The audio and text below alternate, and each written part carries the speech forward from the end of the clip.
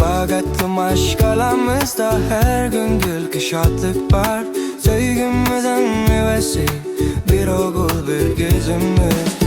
Toy tutanımız akşamım oldu bugün 5 yıl.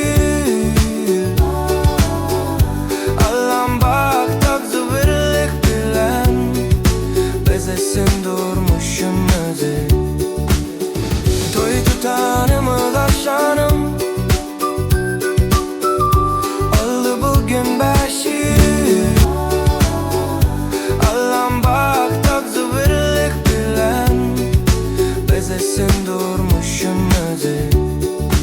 Allah'ım bak taksı birlik bilen bezesin durmuşumuzu.